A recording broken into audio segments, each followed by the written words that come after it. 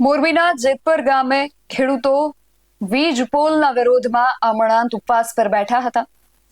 વારંવાર એ ચિંતા ગુજરાતભરના લોકોને સતાવી રહી હતી કે આજે ખેડૂતો અમરણાંત ઉપવાસ આંદોલન પર બેઠા છે, એમની તબિયતનું શું થશે અને જો સમય વધારે વીતતો જશે તેમની તબિયત ઉપર માઠી અસર વધુ ને વધુ પડી રહી હતી। વારંવાર સમાચારો સામે આવી રહ્યા હતા કે ખેડૂતોની એક બાદ એક તબિયત લથડી રહી હતી અને બધાની વચ્ચે ગઈકાલે રાત્રે સમાચાર આવ્યા કે આ આખા અમરણાંત ઉપવાસ આંદોલનની જે આગેવાની કરી રહ્યા હતા એ જેતપરના યુવાન ખેડૂત નેહુલ અમૃતિયાની તબિયત જે છે ગઈકાલે ખૂબ ખરાબ થઈ ગઈ હતી અને રાત્રે એમને હોસ્પિટલ લઈ જવા પડ્યા હતા, એમને આઈસીયુમાં એડમિટ કરવા પડ્યા હતા। અને જે રીતે અત્યારે સમાચાર સામે આવી રહ્યા છે કે ખેડૂતોએ પારણા કરવાનું નક્કી કર્યું છે અને ગઈકાલે રાત્રે જે પ્રમાણે નેહુલ અમૃતિયાની તબિયત ખરાબ થઈ હતી ત્યારે ડોક્ટરોએ પણ એવી સલાહ આપી હતી કે એમને અત્યારે જ પારણા કરાવવા જરૂરી છે। એટલે રાત્રિના સમયે જ નેહુલ અમૃતિયાને જ્યુસ પીવડાવીને પારણા કરાવ્યા હતા અને સાથે જ કોંગ્રેસના ખેડૂત આગેવાન પાલભાઈ આંબલિયાએ પણ ખેડૂતોના અને નેહુલ અમૃતિયાના આ નિર્ણયને સ્વીકાર્યો છે। શું છે સમગ્ર વિગત તેના વિશે વાત કરીએ આ અહેવાલમાં। જય હિન્દ, BSI ન્યૂઝ પર આપની સાથે હું છું નિધિ ગઢવી।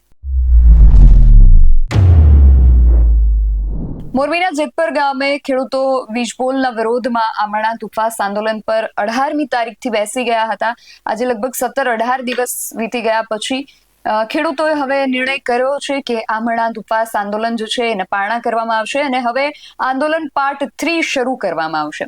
આ નિર્ણય એટલા માટે કરવો પડ્યો કારણ કે ગત મોડી રાત્રે સમાચાર સામે આવ્યા કે જેતપરના યુવાન ખેડૂત નેહુલ અમૃતિયા જે આખા અમરણાંત ઉપવાસ આંદોલનની આગેવાની કરી રહ્યા હતા એમની તબિયત ખૂબ લથડી, એમને હોસ્પિટલમાં દાખલ કરવામાં આવ્યા ત્યારે ડોક્ટરોએ કહ્યું કે એમના લીવર ઉપર અને કિડની ઉપર સોજો આવી ગયો છે અને એમને તાત્કાલિક પારણા કરાવવા ખૂબ જરૂરી છે, નકર એમની તબિયતને વધુ અસર થઈ શકે એમ હતી। એટલે ગઈકાલે રાત્રે જ નેહુલ અમૃતિયાને હોસ્પિટલની અંદર જ આઈસીયુમાં જ્યાં એમને એડમિટ કરવામાં આવ્યા હતા ત્યાં જ એમને જ્યુસ પીવડાવીને ખેડૂતોએ પારણા કરાવ્યા હતા અને સાથે જ કોંગ્રેસના ખેડૂત આગેવાન જે અત્યારે કચ્છના વ્રજવાણીથી દ્વારકાધીશ પાસે જઈ રહ્યા છે, ખેડૂતોના જ આ મુદ્દાને લઈને પદયાત્રા દ્વારા એ દ્વારકાધીશને આ બાબતને લઈને રજૂઆત કરવા જઈ રહ્યા છે એવા પાલભાઈ આંબલિયાએ પણ ખેડૂતોના અને ખાસ કરીને નેહુલ અમૃતિયાના નિર્ણયને સ્વીકાર્યો છે। સૌથી પહેલા તો રાત્રે જ્યારે નેહુલ અમૃતિયાને પારણા કરાવવામાં આવ્યા ત્યારે એમની સાથે રહેલા ખેડૂતો શું કહ્યું છે એ સાંભળીએ ને ત્યારબાદ પાલભાઈ આંબલિયા દ્વારા નેહુલ અમૃતિયાને શું સંદેશો આપવામાં આવ્યો છે એ પણ સાંભળીએ। અત્યારે 2:30 વાગે વિડીયો બનાવવાનું કારણ નેહુલભાઈના રિપોર્ટ આવી ગયા છે। નેહુલભાઈ આઈસીયુમાં છે। ડૉક્ટરના કહેવા મુજબ નેહુલભાઈને પારણા કરાવવા જરૂરી છે પણ નેહુલભાઈ માનતા નથી। એટલે નેહુલભાઈને સમજાવવા માટે ડૉક્ટરે અમને કહેલું, અમારું પણ માનવા ન છતાં માયના નહીં એટલે અમે નીચે ઊભેલા ખેડૂત 20-25 ખેડૂત નીચે ઊભા છે, એમની રાય લઈને અત્યારે પારણા કરાવવાનો અમે નિર્ણય લીધો છે। અત્યારે પારણા નહીં કરે તો ભવિષ્યમાં એને ઝાઝી નુકસાની થાય શરીરમાં એવી સંભાવના છે। અત્યારે કિડની ઉપર લીવર ઉપર સોજા આવી ગયા છે એટલે ડૉક્ટરની સલાહ મુજબ અત્યારે પારણા અમે કરાવી રહ્યા છીએ। નેહુલભાઈ ના પાડે છે પણ અમે ફરજિયાત પારણા કરાવી છીએ। નેહુલ લે ભાઈ જ્યુસ પી લે થોડુંક। ના, મારો જીવ જાય તો ભલે જાય, મારે પારણા કરવા નથી। અરે પણ પારણા કરવા પડે ભાઈ, આમાં સલાહ શરીર હાજુ હોય તો જ લડત આપી રાખીએ, હમણાં ન થાય ભાઈ। આ જાડી ચામડી અમે હમણાં ન લડી રાખીએ ભઈલા, છોકરાનું તો વિચાર તારું નહીં। આ ભાઈ પી લે આ એક।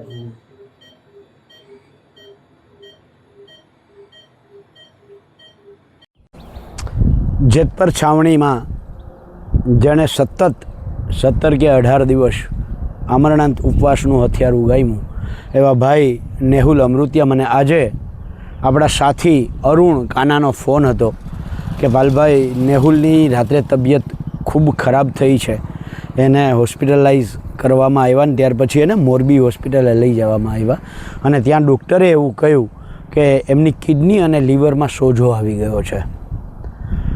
જે અમરનાથ ઉપવાસનો આપણે આમ તો કાયમી શીખ્યા છીએ નેહુલ કે આ કાળમીંઠ સરકાર સામે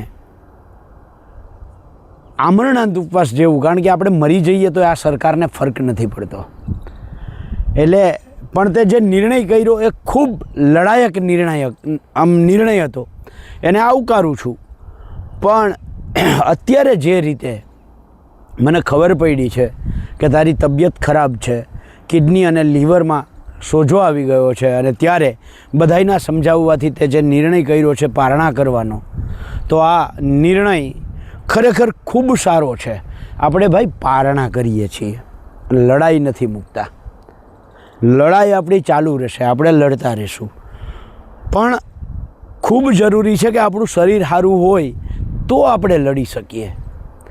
મને યાદ છે વિદ્યાર્થી નેતાગીરી કરતા સમયે સૌરાષ્ટ્ર યુનિવર્સિટીમાં હું 11 દિવસના મેં અનશન જ્યારે કર્યા હતા, ત્યારે મારી 6 મહિના 8 મહિના નહીં, લગભગ 5-6 વર્ષ સુધી એ શરીરમાં જે અનબેલેન્સ થયું હતું એ ધીરે ધીરે બેલેન્સ થતાં વાર લાગે છે. એટલે હું દ્વારકાધીશને પ્રાર્થના કરું છું. અત્યારે પગપાળા યાત્રા આ જ મુદ્દાને લઈ અને દ્વારકા જઈએ છીએ, ત્યારે પહેલી દ્વારકાધીશને પ્રાર્થના એ કરું છું કે અમારા સાથી, લડાયક સાથી અરુણને, ભાઈ નેહુલ અમૃતિયાને તમે તાત્કાલિક સાજા કરો, ફરીથી લડતા કરો, ફરીથી લડાઈના મેદાનમાં ઉતરે એવો એને આમ ઘોડા જેવો તૈયાર કરો, એટલે તાત્કાલિક તું હાજો થા અને ફરીથી લડાઈના મેદાનમાં આવ, એવી દ્વારકાધીશને પ્રાર્થના સાથે જય જવાન, જય કિસાન, જય જગત. તો તમારું આ સમગ્ર વિષયને લઈને ખાસ કરીને ખેડૂતો દ્વારા જે નિર્ણય લેવામાં આવ્યો છે, આટલા દિવસે આમરણાંત ઉપવાસ આંદોલન જે ચાલી રહ્યું હતું એના પારણા કરવામાં આવ્યા છે, અને જે પ્રકારે યુવાન ખેડૂતની તબિયત લથડી, ત્યારબાદ આ નિર્ણય લેવો પડ્યો. હવે આગામી સમયમાં ખેડૂતો આંદોલન પાર્ટ 3 ની પણ તૈયારી કરી રહ્યા છે. પાલભાઈ આંબલિયા દ્વારા જે સંદેશો પાઠવવામાં આવ્યો છે, આ બધા વિષયને લઈને તમારું શું માનવું છે, તમારો મત અમને કોમેન્ટ બોક્સમાં ચોક્કસથી જણાવજો. આવા જ અહેવાલો સાથે મળતા રહીશું. તમે મારી YouTube ચેનલને સબસ્ક્રાઇબ કરવાનું અને અમને Facebook અને Instagram પર ફોલો કરવાનું ભૂલશો નહીં. બાકી અવનવી અપડેટ્સ માટે આપ જોતા રહો BS9 ન્યૂઝ. નમસ્કાર.